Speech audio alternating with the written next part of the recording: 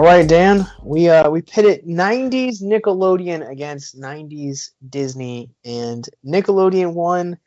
And so, subsequently, on this episode, we are talking about the first season of Rocko's Modern Life.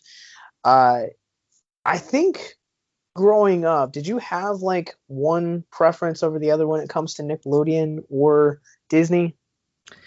I feel like when I was way younger, I grew up more on Nickelodeon, and if I remember, Nickelodeon was included with a lot of cable packages back then. Disney, I think, was a thing that like you need like a premium cable package for the Disney Channel, at least in the early part of the 90s.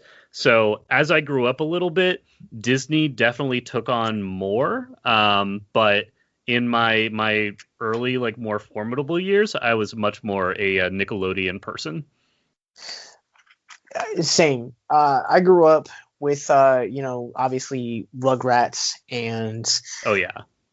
a lot of those other like Nickelodeon cartoons. Mhm. Like we're a couple weeks away from a new series we're going to be doing showcasing Black stories and artists, and we're kicking it off with Good Burger and our friends over at Love What I Love. So like that was always kind of a cornerstone for me growing up, was always all that Snick every Saturday night.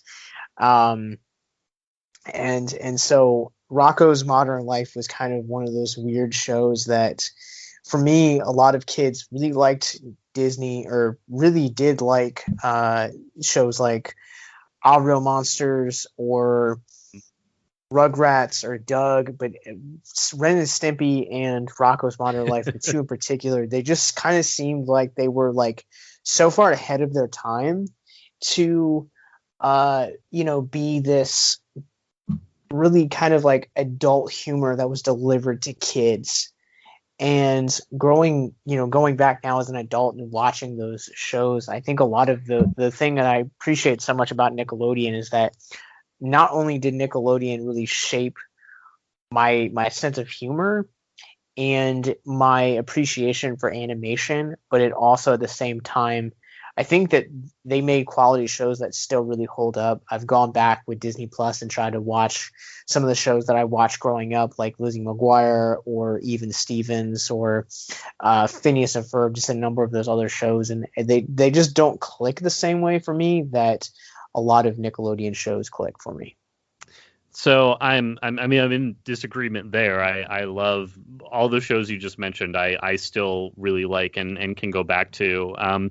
Phineas and Ferb I discovered later in life. Like I was in college when I started watching that show, and I feel like for adults, like that show is still really funny.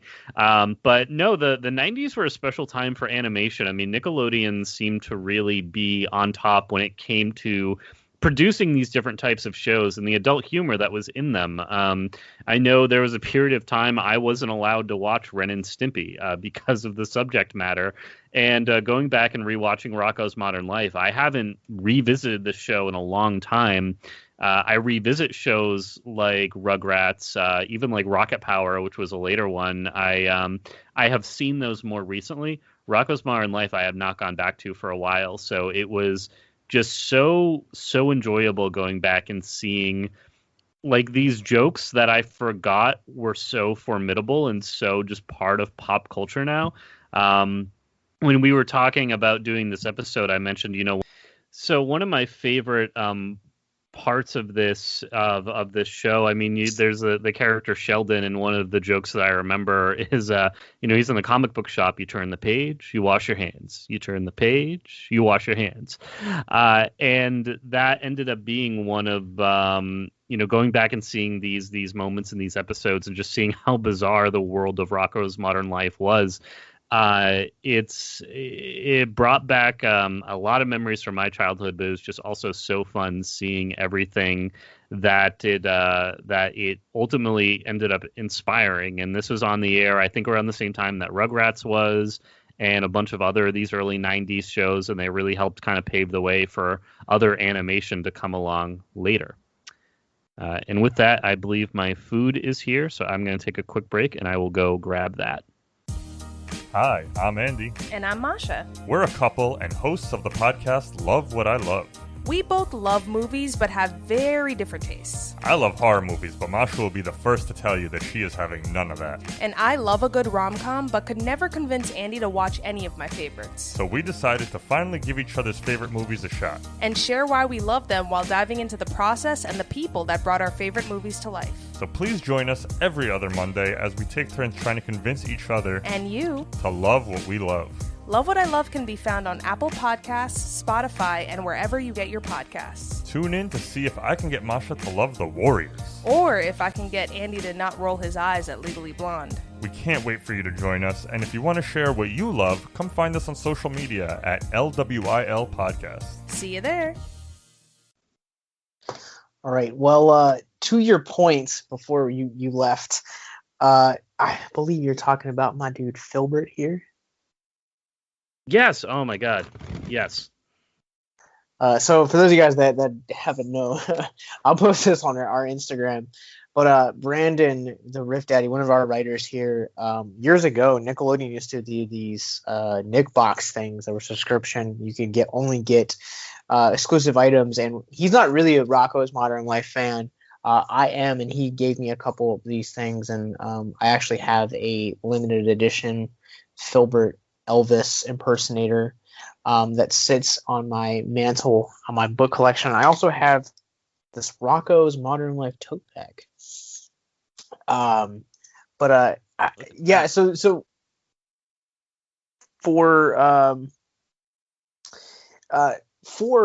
those that may or may not know, Rocko's Modern Life was the second generation Nicktoons. So when Nickelodeon was starting to not do Canadian syndicated shows anymore, they were trying to create original content.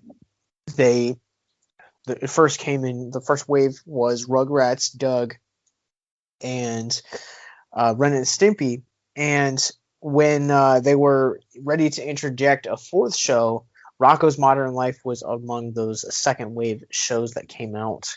And I think it's weird, like, revisiting this as an adult now, how much of some of these storylines that you see in the first season actually end up kind of like are either retooled or resurfaced later for SpongeBob-SquarePants, who the series creator there, Steven Hillenburg, was actually an animator / art director, and he had some like pretty significant pull with Rocko's Modern Life, and you can definitely see a lot of those stories kind of woven into some of this stuff. I think Bedfellows is a great example of that, because it's kind of the episode where SpongeBob and where Squidward lives on SpongeBob's couch for an extended period of time, and but there's very like good nods to those that I think we kind of see woven throughout the course of this, and we've chosen a handful of episodes to talk about from this first season that I'm really excited. I think that either it captured depth that this show has, which it can surprisingly have a lot of depth coming back into it. But then it's also able to capture those adult humors. Like one of the episodes we're going to be talking about is the episode Canned. And this is an episode where Rocko basically gets fired from his job. And so he's going through like these like series of jobs. And at one point he actually becomes a sex phone operator. Those 900 numbers from the 90s. Oh yeah. And I think that like his sex phone voice, oh baby, yeah, is probably one of the best lines, or one of the best moments in this series. And then he finds out he's like talking to his neighbor, right? Like it's just, and that's the end of that job. And that's the thing, that it's showing Rocko go from job to job, and I think he either keeps getting fired or something goes wrong. I don't think he was fired from that job. I think he must have intentionally left, like, okay, this isn't working out. Yeah. Yeah, it's weird. Like I enjoy the fact of what you get to kind of see explore his employment, because there's another one episode that we didn't put on the list, but it's called Power Trip, and basically his boss at his comic book store job where he works goes on vacation or goes to like a convention or something, and so he leaves Rocko in charge, and the power of being in charge really gets to Rocko and he becomes his boss. It's a very humorous episode, and it kind of warns against like, absolute power can corrupt, kind of thing, and that it's such a subtle nod that I feel like it'll go right over kids' heads, but I also feel at the same time like Rocko's Modern Life is pivoted to really do a line of just kind of tell deeper stories than I think we give it credit for. And did any episodes like that in particular kind of like stick out to you?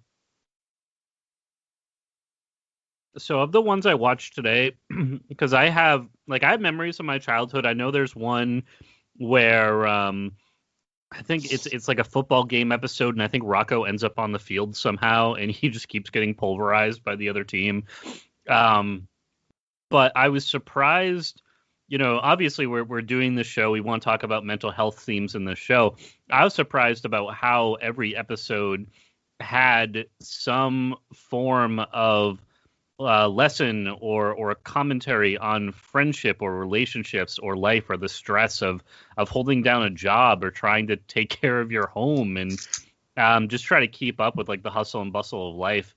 I know one episode that I remembered very fondly was when he wants to go buy some new things. This is episode 7B, and he discovers that he needs many new things. This title of this episode is "Who Gives a Buck?" And he says, I have no money. What can I do? And he ends up going to the dog bowl store to get his dog a new water bowl. And he's being shown all of these different ones. And he basically discovers in real time the reality of credit card debt and how crushing that can be. So that episode definitely stuck out for me, and some of the lessons that were included there.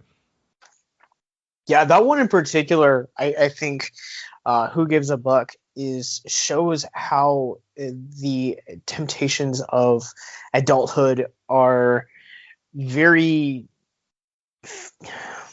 very fruitful or not very foundational, because I feel like when you're a kid growing up, like you're like, oh man, like credit cards can get you literally anything you want, and then you find out that you have to pay it back. Like there's recently a great example that gives this lesson to kids is Rhaegar and the Last Dragon, where the chef is basically tries to convince Sisu. He's like, oh yeah, he's like, you can just borrow and pay things back. It's what adults do. It's called credit. And so she just kind of goes through this like open market, and she's just like, I'll take this, put it on credit. I'll take this, put it on credit. And ultimately has that same concept that Rocko ends up experiencing in that episode. And it's surprising to me that as kids, you have content that is produced like this, and yet you still grow up and say, I want to run up a credit card bill, or I need to take out loan, or, it seems like nowadays, like you can't get anywhere in life without acquiring debt, whether that's through student debts, student loans, car loans, home loans, whatever. I feel like our generation is definitely just kind of like, it's interchangeable at this point. It definitely is. I had heard a quote somewhere before. I probably read it online, and I can't actually confirm if it's accurate or not. It's one of those things that it sounds right, but I don't know if it is. But it's the idea that if everyone in the country, we'll use the United States as an example, if everyone in the country held zero debt, the country would go bankrupt, because that is how banks are able to operate, how credit card companies are able to operate, how all these huge financial institutions are able to do business, is by the loaning of debt and the paying back of that debt. And Josh, you're absolutely right. I think this episode was really prolific in that many of the people who grew up watching it would end up with some form of debt. I'm still paying back student loans. I graduated college about 8 years ago at this point. And fortunately for me, I'm getting relatively close to being able to pay off that debt. But that's not the case for everybody. I know people who expect to be paying for the majority of their lives, unfortunately. And when you look, and that's just student debt. I mean, that's not counting credit card debt or any other loans that people need to take out for any number of reasons. So to have this episode show that the debt that you can control, which in many cases, I'll say, is credit card debt. That's debt that you can control. Things like needing to charge medical procedures and emergencies, outside of that, there are definitely those outliers.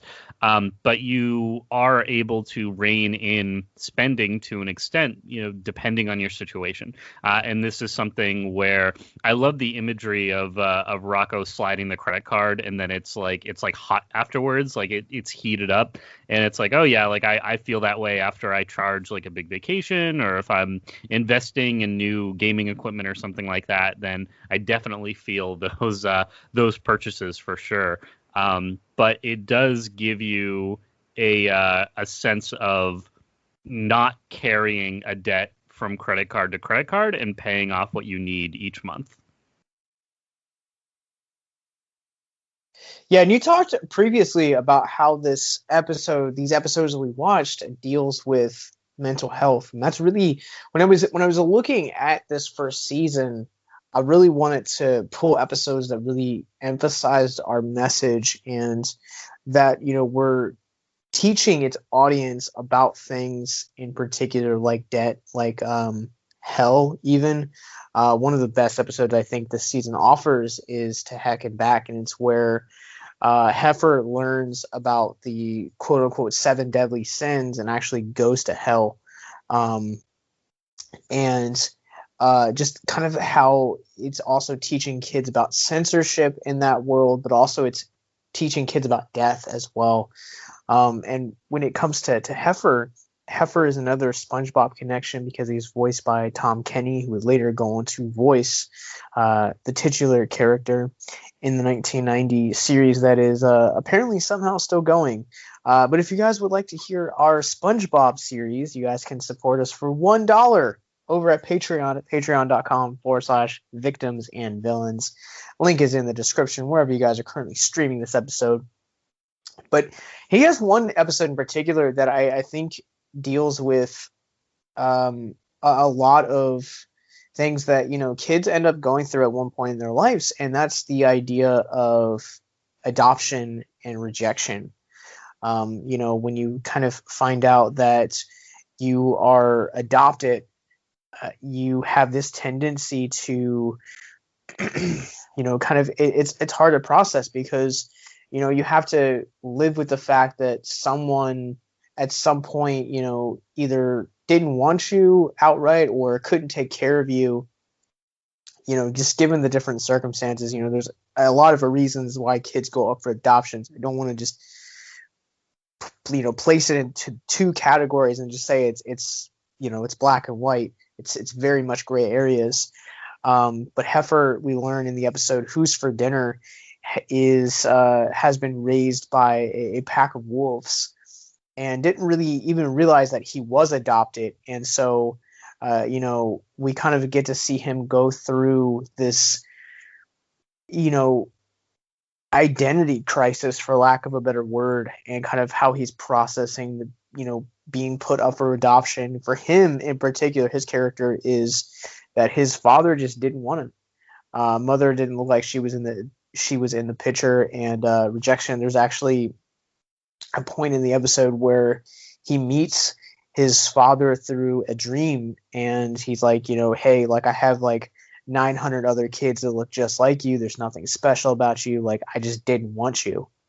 And I think, there are, for some kids, there are a lot of kids that hear that. And even if, you don't outright face rejection through adoption, you face rejection through a breakup, through relationships being broken. There's a number of different things that can happen for you to manifest a feeling of rejection, and it does take its mental toll on your mental health. I love the arc that Heifer has in this episode too, where he has no clue. His family are wolves, and he has no idea. That's just normal to him, which I thought was a nice, like, extra layer of just meta that his wolf family. I mean, they're literally a pack of wolves. They are carnivorous hunting creatures who adopted a cow, a heifer, to raise and to not eat, which I thought was kind of nice. Also, there's a moment where Heifer's like, "What about my birthmark?" And he shows all of the cuts of meat on his backside that are labeled, which was disturbing and hilarious all at the same time.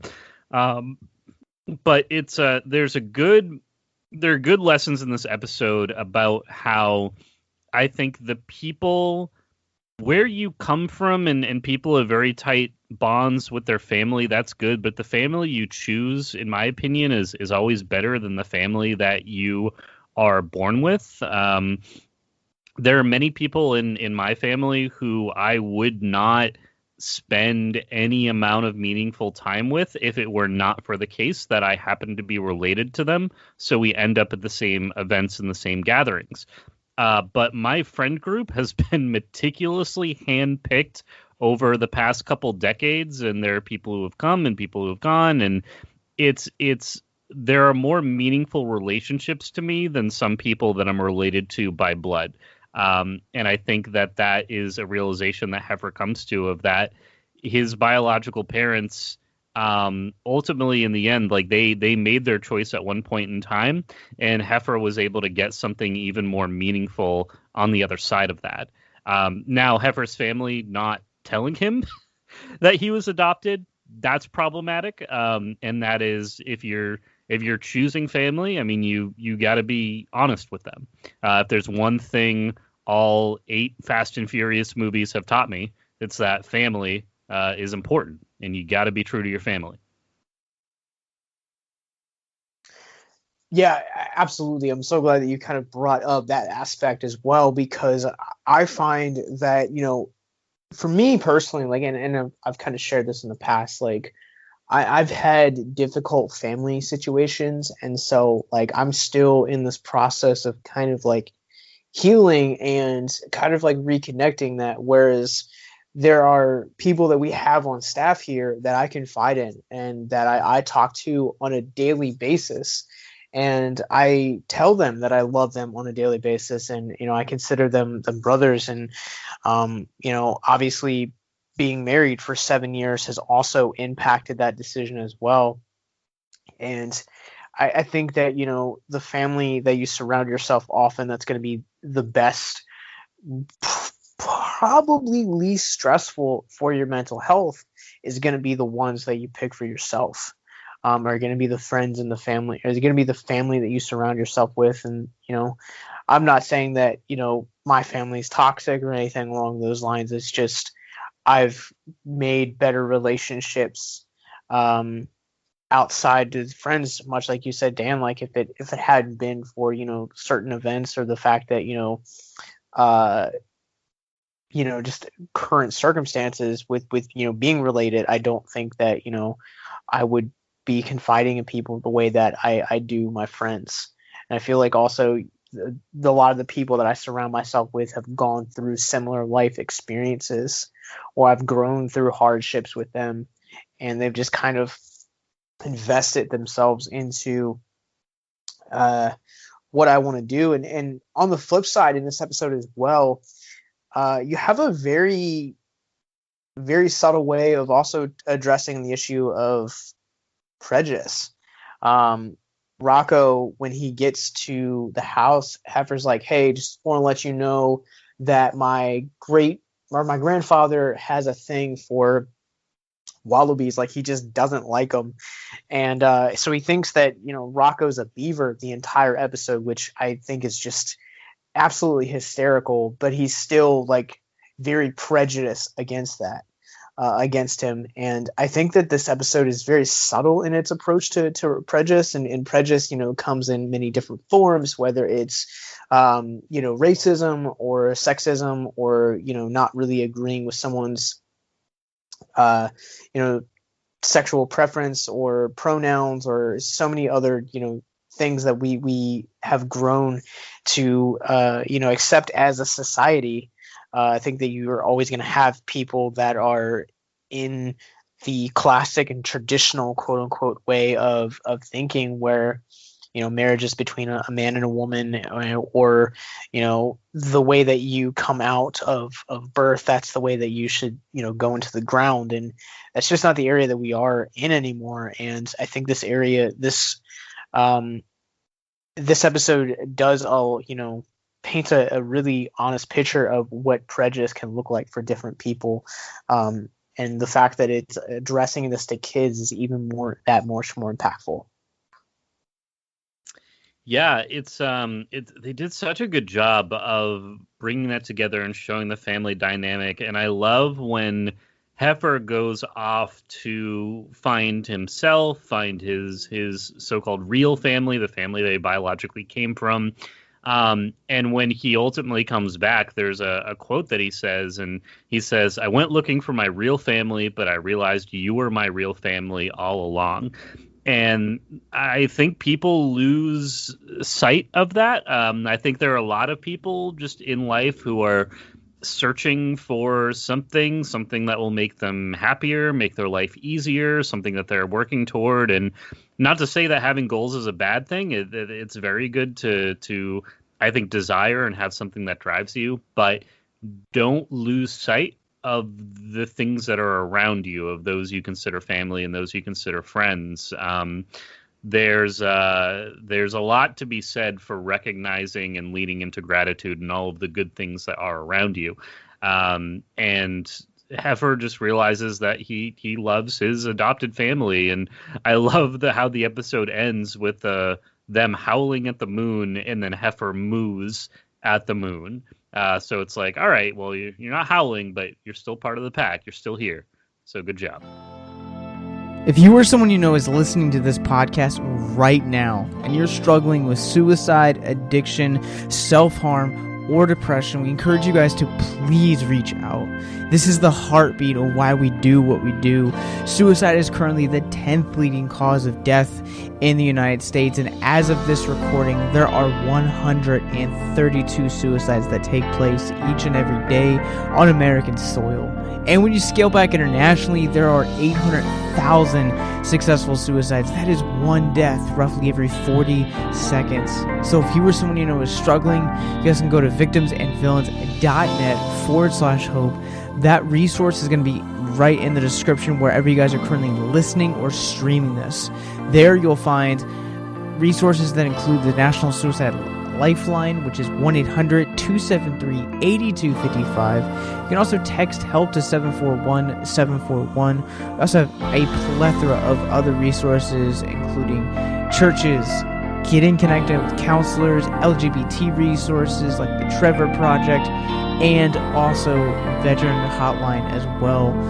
Please, if you hear nothing else in the show, understand that you listening to this right now, have value and worth.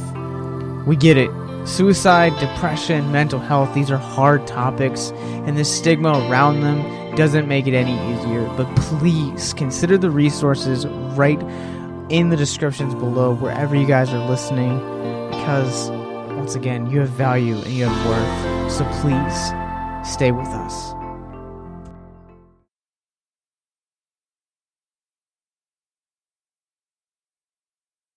Yeah, absolutely. And this series does such a great job at kind of taking these adult ideas, for lack of a better word, and really commenting on them or like introducing them to kids at a young age. And there's another episode in particular, Clean Lovin', where in my notes I actually wrote this episode in particular comments on what I would dare say is sexual fetishes and kind of that world, and also at the same time addressing something like codependency, which we've talked about in the past, where it can be really toxic. I actually just I've seen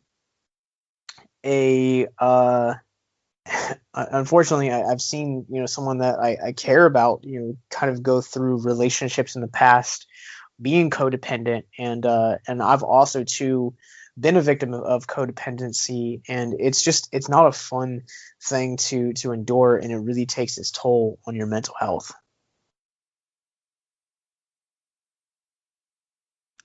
Yeah, this episode, when I was watching it, so I feel like there's a lot going on in this episode, and I also admittedly was distracted at the time.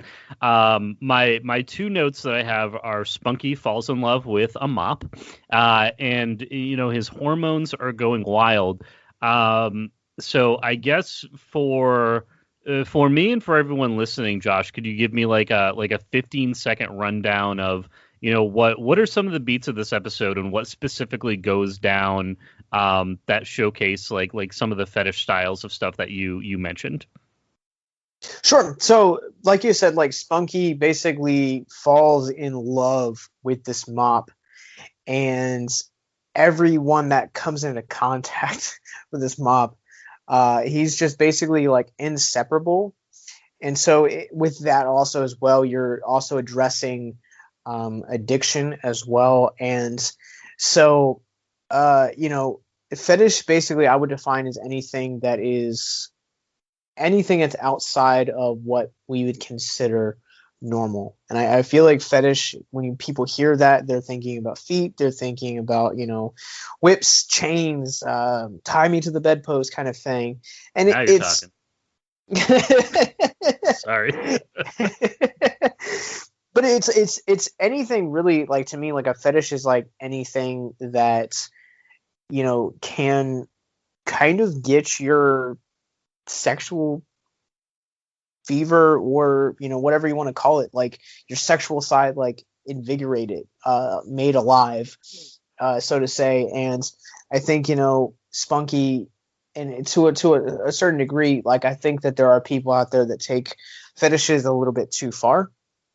To the point where it's hurting your, and I'm not trying to kink shame at all, I just want to throw that out there, but there are some people that I think kind of take it a little bit too far. What I mean by too far are went to a point where it's no longer a fetish, but it becomes an addiction, and that addiction is starting to hurt those around you. And that's kind of what we see happen in with Spunky in this episode. And it's such a silly episode, but there are people that in fact do go through and are so addicted to their fetish that their entire life stops. It revolves around this one thing. Yeah, I think many of us at Victim Villains, I know me and Josh personally, I mean, we're very friendly and open-minded, and anything that anyone's interested in, so long as you're not hurting yourself or others. And what it does move into that era of being an addiction and being harmful, that's where there can really be an issue. But things, whatever you're into, man, woman, or non-binary, we're not going to judge by any means. And I think whatever people are into, that's what they're into.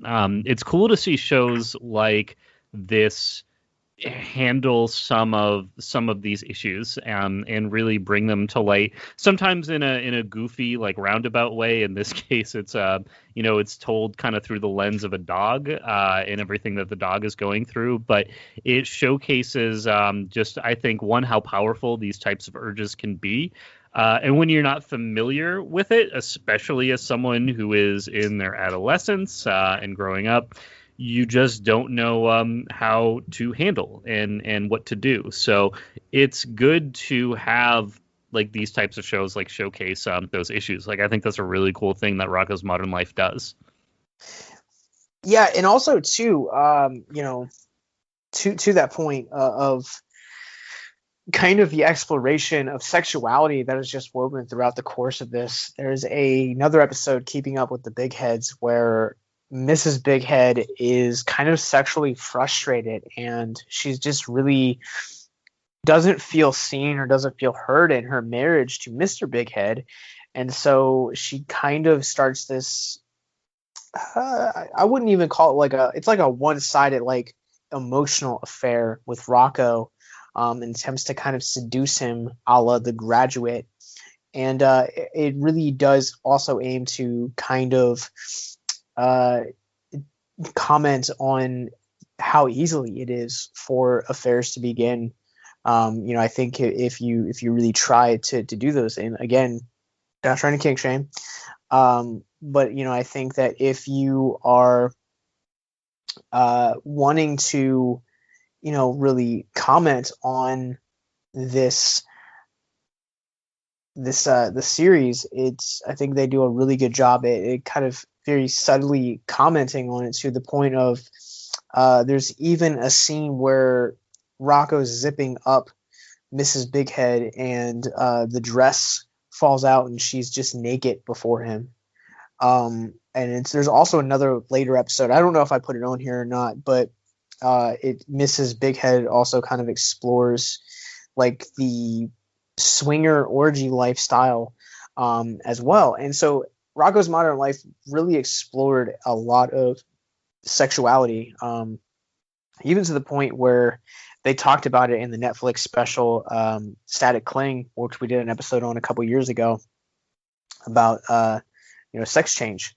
So I think that these episodes in particular, Clean Lovin' and Keeping On with the Big Heads, do a really good job at kind of commenting on the dangers of fetishes becoming addiction and codependency, but also at the same time commenting on adultery and affairs as well. Yeah, the big heads are a really great example in this show. I think of like your middle-aged married couple who aren't outwardly super happy or super in love with each other, but they have those moments where they definitely show that like the affection and the caring is there. And Rocko is a character. I mean, he is, in this universe they've established, I mean, everyone is more or less an adult. They all have their own homes. Rocko has a car that he drives and a driver's license. There's a whole other episode where he's trying to teach someone to drive. It might have been Mrs. Big Head or another character. But you have these different relationships that are set up between everyone, and the big heads as being the neighbors. I mean, it's like the early version of Squidward, I feel like, except instead of an angry and cynical single neighbor, you have just this married couple that Rocko can't really relate to in a lot of ways, because Rocko is single, and he also doesn't seem to have that big of a desire to find a life partner.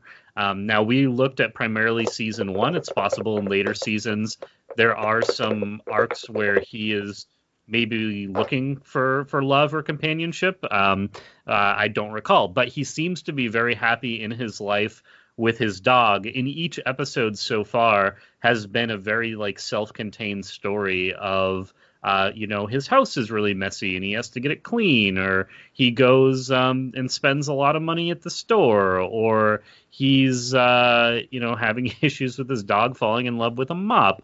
Or my favorite episode, just because, Josh, I felt like this episode was you and me whenever we're able to get together in person, but it was Popcorn Pandemonium, and the entire episode is just Rocko and Heifer at a movie theater going from like theater to theater trying to find a seat and trying to watch a movie, and it was the funniest thing. And the entire point of the episode, like the entire plot, was just taking place in a cinema and just all the crazy things that happen in a movie theater. Yeah, absolutely. This is one of the episodes that is like a cornerstone like memory for me. I just remember this episode so fondly that it's up there as one of my favorite episodes. And you know, now being an adult and realizing, you know, how much I am going into the cinemas, I realize how much of my cinema going experience kind of really is shaped by this episode, oddly enough, to where I, you know, want to make sure that I'm arriving early to watch previews, even though I don't watch them anymore. I want to secure that, you know, I'm going to be able to get there and get all my food and get everything and get situated. Seats are everything. And make sure that you don't wear the same clothes as the the ushers, because they'll think you work there. I love that. That's probably one of my favorite lines in this, where he's like going to get the ticket and he's just like, nice t-shirt. He's like, oh, this, yeah, they make us wear it. And like Rocko gets mistaken for like an usher later in the episode. It's really funny.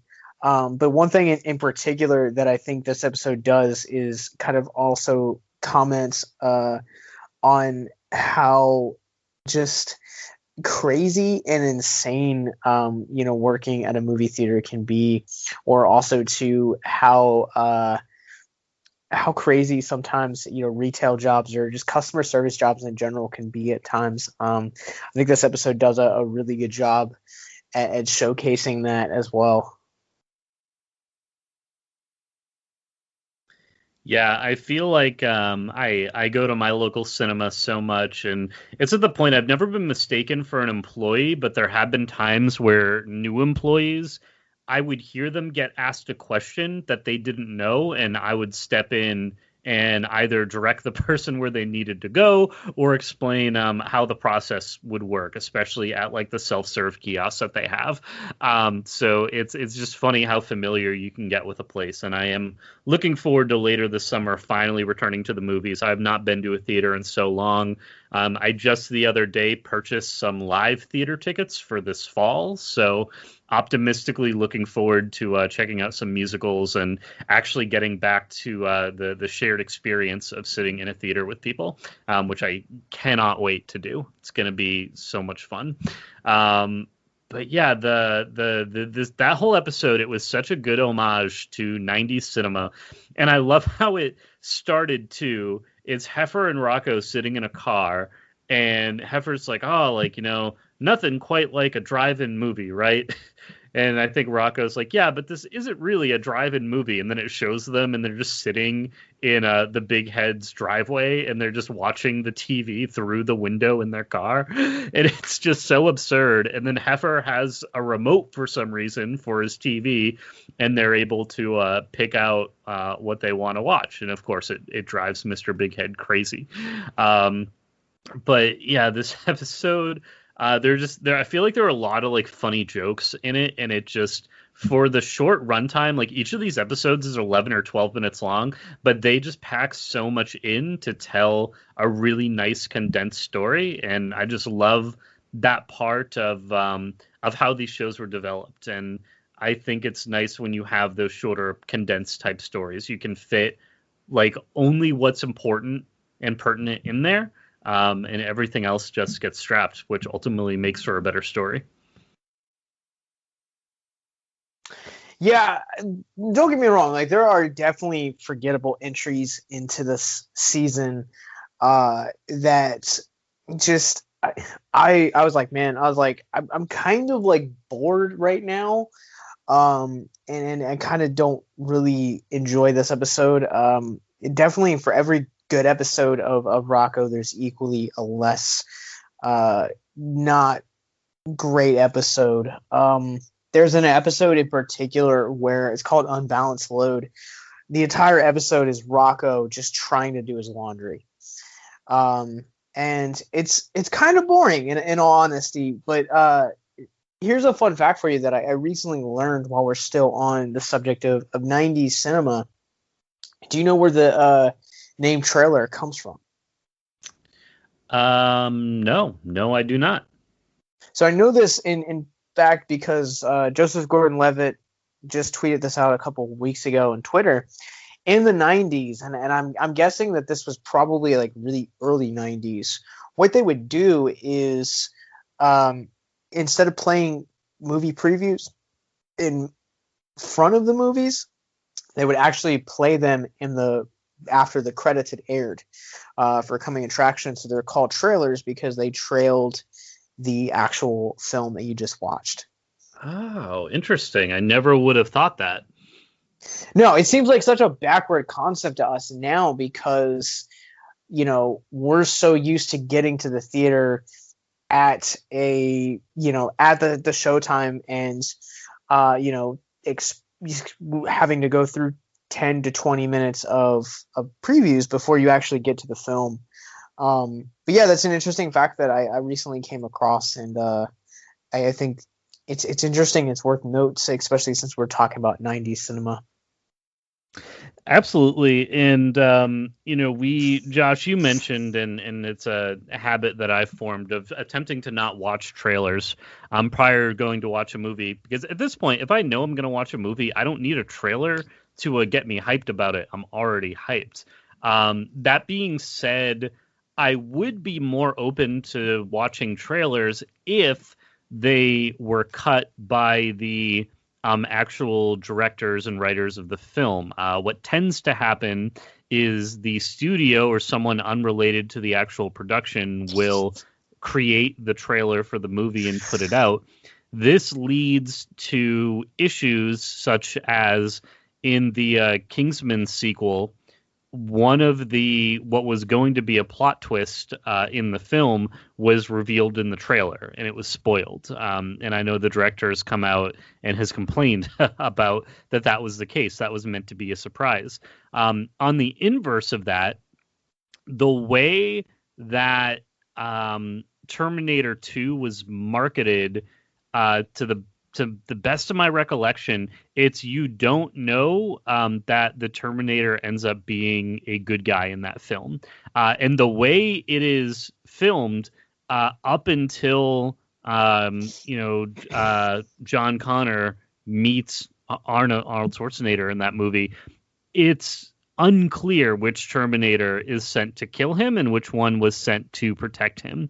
And I love that concept because I feel like being in the early 90s, seeing that movie for the first time, like you would be expecting one thing and your expectations would be totally changed as you got into it. And that's one of the best feelings in a movie when it just totally subverts what you're expecting in a good way. Sometimes doesn't work so well, but a lot of times it can be a really great creative choice. Yeah, I'm so glad that I've cut trailers from my diet because it makes the movie that much more impactful for me.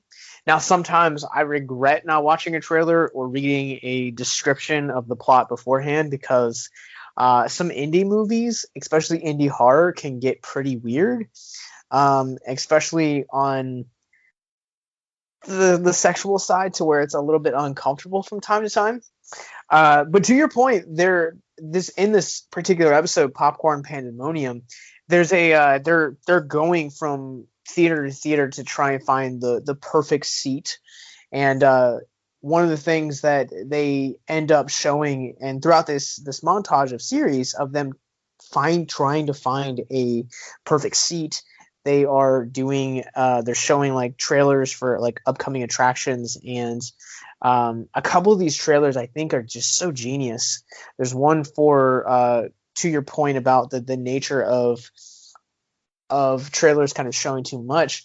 Garbage Strike the musical is one of the trailers that they show in here, and I think the entire trailer for that point is literally, not even joking, like I feel like I saw the entire movie in that trailer. And sometimes I think that's how we as a modern audience now treat trailers, is we have to see the entire film, every twist, everything. And to your point also, I would argue that Batman v Superman did a terrible job with that, with throwing Doomsday in their trailer as well.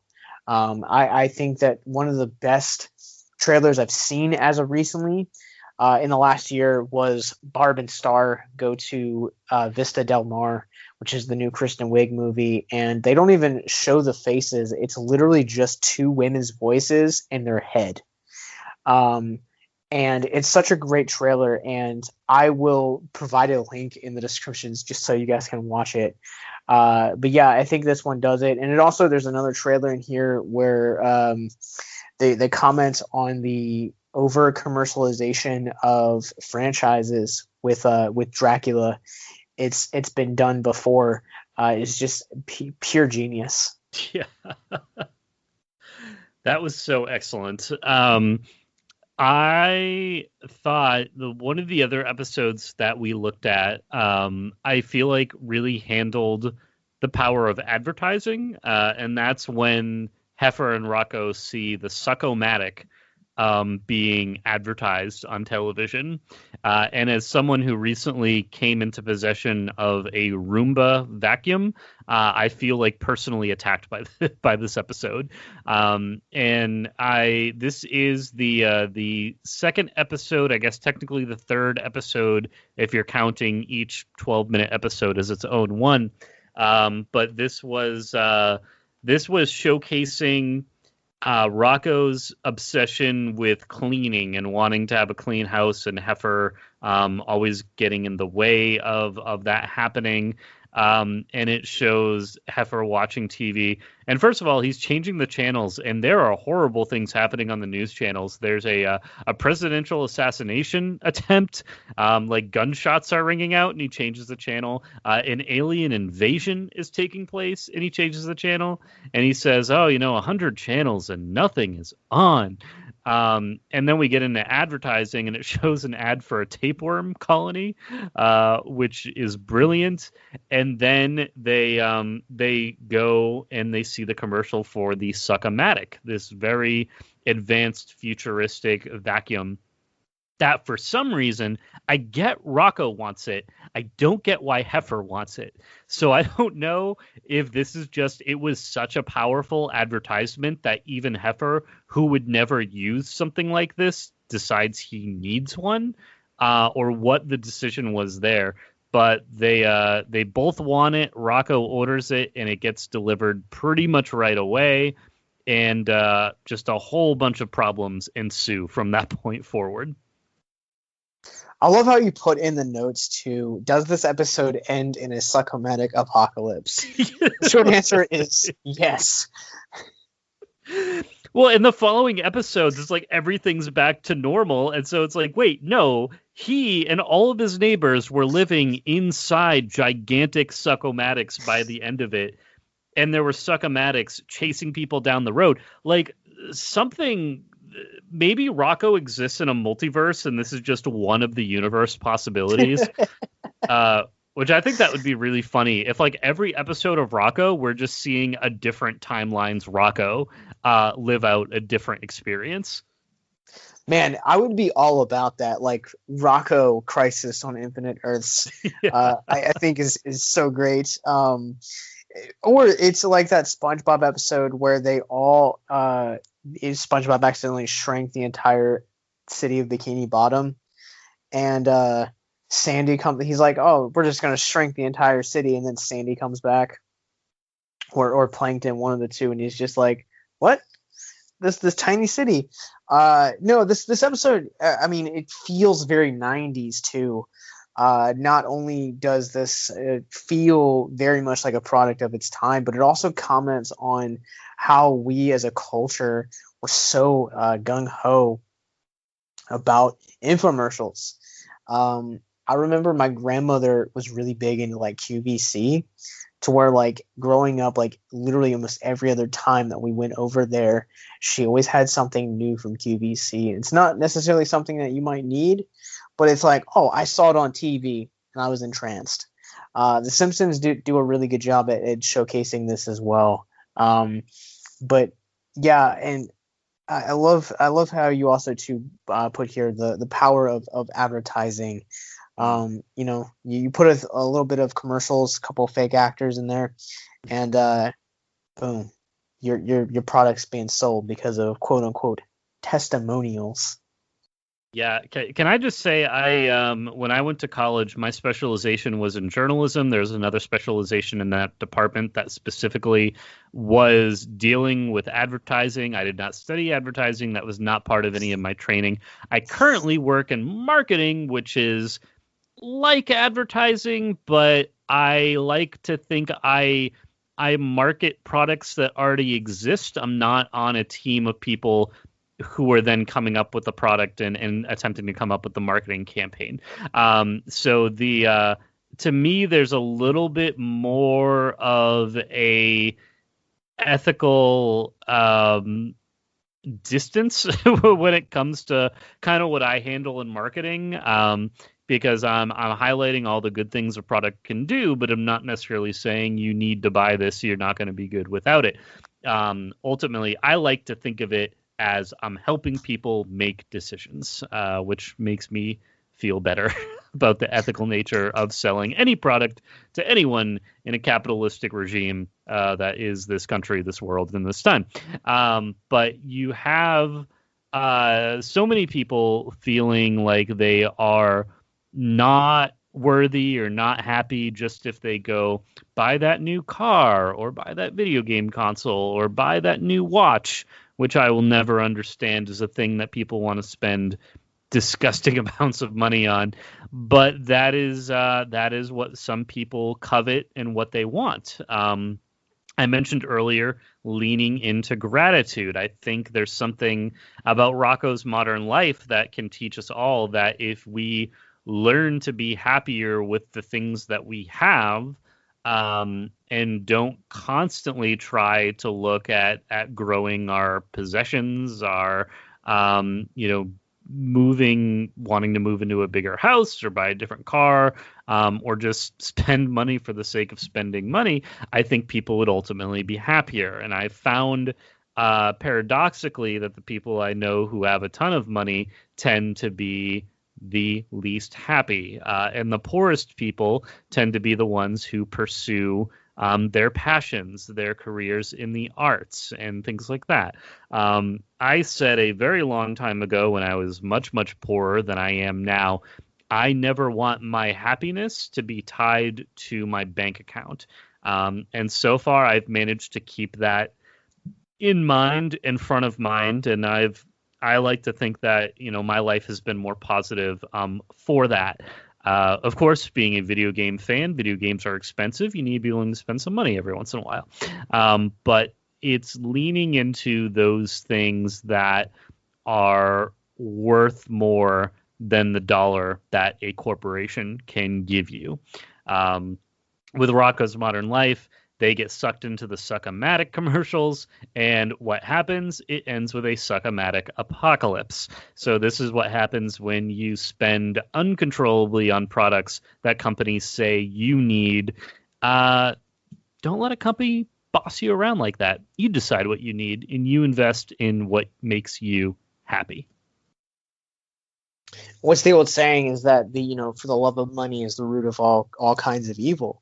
And not to kind of project philosophies and stuff like that into this podcast, but, I too can echo what Dan is what you're saying is that, I never want my happiness to be contingent on what my bank account number is. There's just a lot of loneliness that is in that thought process. I've known some people that have been, fairly dependent on money. And not that that's inherently a bad thing, but the thing that I always, am happy about is the fact that, I have, look, I'm gonna show Dan this right now. Like my entire back wall of my office is filled with movies. I don't know if you can see it because it's not really the greatest, but I'm happy because of that I collect movies. That's my thing. It's kind of my niche. I love the medium so much. I love reading about it and studying it, and I'm enthralled by it. And then also too, I think what has also brought me a lot of joy has been my relationship with the Lord, and subsequently also being married as well. And all of those things, they cost next to nothing, and I am forever happy because of it. And also having an outlet like Victims has definitely helped me as well. So I absolutely agree, and there's so many different philosophies on this, and there's countless books been written about it. But I like to turn to what I know, and that's fandom. That's Star Wars, that's Marvel, it's DC, and in this case, it is 90s Nickelodeon and Rocko's Modern Life specifically. It showcases, I think, a lot of some of potentially the lessons that these animators and these writers were trying to get across at the time. I mean, if you think back to the 90s, especially when Rocko's Modern Life came out, we were just ending the Bush administration. The first Bush administration would have just been ending. And so there are these different world events taking place, and this animation is being created as the backdrop of that. Back when I did Pop Culture Explorers with my co-host Chris McMullen, we landed an interview with Eric Molinsky, who currently does a podcast called Imaginary Worlds, but he was an animator on these 90s cartoons. He was on Rugrats, he was on Rocket Power, and getting his firsthand account of what it was like in the studio during those times, what it was like working with the team, creating these television shows. It was really, really awe-inspiring. And I should see, it's not up online right now, but if anyone wants to listen to that episode, I still have the audio file. So DM me. I can get it over to you if you want to take it a listen. But Eric Molinsky is a really great guy. He runs an awesome podcast over there at Imaginary Worlds, and hearing his insight into everything that he experienced working on these shows that I grew up with was just really cool. And it was fun hearing his points of view on there too. Or, that's awesome, by the way. If you want to, we can also link a downloadable file for this episode for that particular interview if you want. Oh, that's an option. Yes, I will say yes, because I've been thinking I've got so many of these old like archived podcast episodes that I'm still just like sorting through and organizing and renaming. So yeah, it would be cool to definitely get some of those back out there where people could listen if they want to. Tight. So go to victimsandvillains.net/episodes/381, and we'll have that episode link it's there for you guys, and so you guys can check it out. But speaking kind of the animation style, there's one that kind of comes as a little bit of a surprise later on. It's a fairly kind of forgettable episode of the subject matter. It's not as deep as some of the episodes we've talked about. Also, I have to correct myself before I go on any further. The episode in which Mrs. Bighead was trying to seduce Rocko is actually Leapfrogs, the episode of that. And then also Bedfellows is the episode that explores nudism and possibly a swinger lifestyle. But I digress. Trash O Madness is the episode I'm talking about in particular. And this is an episode that feels very raw. Like when you kind of go back to some of the early years of The Simpsons, like the first 2 seasons, and you kind of see like how crude some of the characters are drawn, how rough some of these look. There are times in this particular episode where this feels very much like a concept that he was trying to show the network, Joe Murray. And you can just definitely see a lot of the simplistic storytelling and a lot of the delivery, but there's a lot of roughness and a lot of raw nature to this episode in particular. How would you guys like to help us get mental health resources into schools, conventions, and other events? Well, now you can. Simply go to patreon.com/victims and villains for as little as $1 a month. You guys can help us get mental health resources into current and upcoming generations, educate and break down stigma surrounding mental health, suicide, and depression. And you get exclusive content that you can't get anywhere else. And you guys can tell us which Nicolas Cage movie you want us to cover, and we'll do it. All it takes to get started is to go to patreon.com/victims and villains, or simply click the link in the episode description wherever you guys are currently listening or streaming this episode. Pick your tier and get started today. Yes, it's that simple. So quickly select the tier that you want and help us get hope into the hands of the depressed and the suicidal today.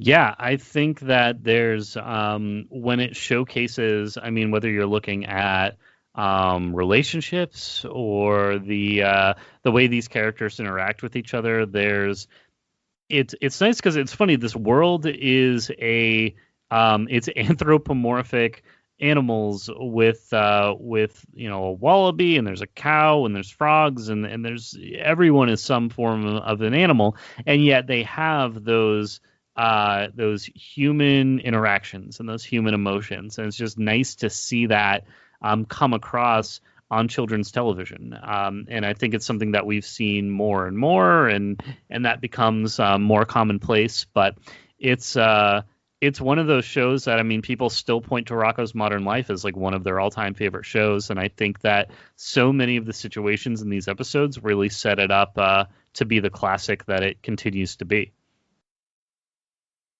Well, even some of the less desirable episodes, like, Rocko trying to get the trash to the trash man on time, or Unbalanced Load, where he's trying to simply just do a load of laundry. These episodes definitely kind of set you up and give you a better example for how unglamorous adulthood can be. Because I feel like when you're a kid, like, you just want to be old, because when you're old, you get to eat ice cream for breakfast and do whatever you want. Correct. And you can, but you also have to pay bills, and you also have to, you also have debt. And, To Heck and Back is another great example of this, where, you also, as an adult, chances are you probably going to die. You go through and battle things like gluttony. You have a chance of, being more neglectful to your friends at that age, and just a number of different things that can take place. And, I think Rocko's Modern Life does a great job of really setting up its audience to be better prepared for that. It's not just, hey, we're going to go on an adventure and do things like Rugrats, or, go off and be extreme like Rocket Power. It really does a great way of connecting to its audience. And I feel like that approach to storytelling is what has helped establish it to be such a timeless classic, that it feels like even 20 years later, we're still talking about it because of its themes and its episodes and its humor. Absolutely. And you mentioned something, I mean, I'm a huge proponent of the benefits of growing up and being an adult. And my cat's going to walk across my keyboard and probably mute my mic again. So, cat, you can go over there. There you go.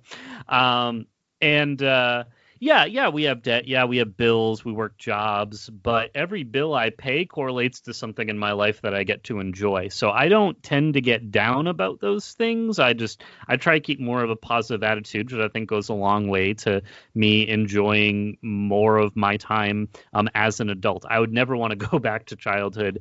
There's a lack of control, and when people try to tell me, oh, how good the good old days were, in my mind, I mean, I just turned 30. These are the good old days to me right now. This is, the time and the place that I'm happy to be in. But it's you mentioned the episode and when Heifer goes to heck and preparing people for the concept of death, the concept that you're not going to be around forever, that is one side effect of growing older. I think about death way more than I ever did as a kid, and it's you'll just be wake at night staring at my ceiling, and I'll be like, I'm not going to be here forever, and that freaks me out. It never used to. The thing that gets me now is let's look at it in terms of fandoms. Star Wars is one of my favorite things in the world, and I came to the realization that one day there's a Star Wars movie that's going to come out that I am not going to be around to see, and that thought really got me down. Hopefully that is far, far off in the future, but just the concept of the circle of life and the world continuing to go on and kind of moving regardless of if you're in it or not is kind of a hard thing to square with an egocentric species like the human race. It's difficult to really put that into words. But I also think this is a good content to touch on as well. Of course, we are with suicide awareness, suicide prevention, and there are people who I think, like some of the characters in Rocko's Modern Life, are maybe not happy where they are in their lives. They thought they'd be in a different place, or they thought they'd be further along, and combine that with the plethora of mental anxieties and illnesses and issues that can go there. It just gets unimaginably difficult. And we're here, we create this show to show that you are heard, you are seen, and it's important to know that you're not alone, first of all, if you're going through any of these things. Even on the show, I mean, Josh and I, we talk and we joke and stuff, and we have these fandoms that we love, but we both have had our own struggles with mental health, have friends and family who have struggled, and we definitely, we get it. We have been there and we are there, on our days. So it's something that I always look back to these older 90s, like Nickelodeon cartoons, and see what can we learn from there, and what themes can we really apply to today. And it's really interesting how a plot line from 1993 can be so relevant to a 2021 audience. And I think that's just the timelessness of storytelling, and why we still go back and we read Shakespeare, or we read Greek tragedies. It's because there's an ever-present source of human suffering, of human sorrow, but also of human delight and laughter. And that is not something that ever gets old or goes out of style, which is why these stories remain to be as timeless as they are. Absolutely. I mean, I couldn't have said it better myself even if I tried.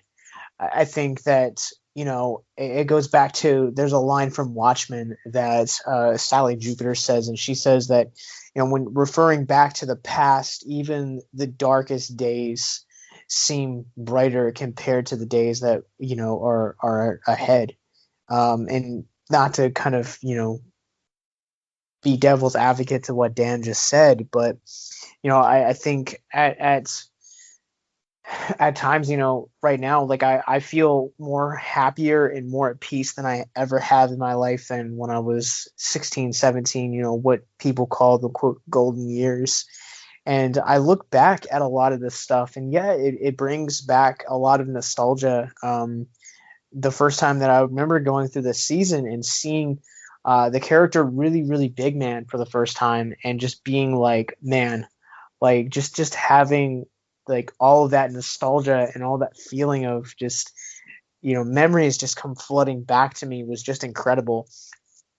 And I think, also at the same time, it processes that, sometimes we hold on to nostalgia because it's easier for us to, hold on to, simpler times, and that's great. And, whatever practices that you can do to really help your mental health. But I think it's also too about moving forward and finding peace and finding joy in the season that you're currently in, and your day to day in today's world. So with that, I think that's going to do it for us on this episode of Victims and Villains. Thank you guys to everyone who voted for us on Twitter. In June, we're going to be taking a break from our Twitter polls, but we're going to return hot and heavy this July. We don't know what we're doing yet, but we're going to be back. Man, Dan, where can people find you online? You can find me on Twitter at drock64. I promise I will be more attentive there. I took a break the past week because Resident Evil Village came out on PS5 and Xbox and PC, and I wanted to avoid spoilers. But I rolled credits on that game today, so I will be back returning to the internet. All right. Well, you guys also, too, can find me on Letterboxd. I'm at Captain Nostalgia. You guys can follow me on Instagram and Twitter. I'm never on, but you guys can. I remember my login. But you guys can follow us everywhere at Victims and Villains. We're on Facebook, Instagram, and Twitter, as well as YouTube and Twitch. You guys can go to victimsandvillains.net, where you guys can find more episodes of like the one you just got done listening to. Also, our spin-off podcast, That's High Praise, a Nicolas Cage podcast. And you guys can also find ways to support us via Patreon, patreon.com/victims and villains. And most importantly, mental health resources. So until next time, keep on rocking to Rocko's Modern Life.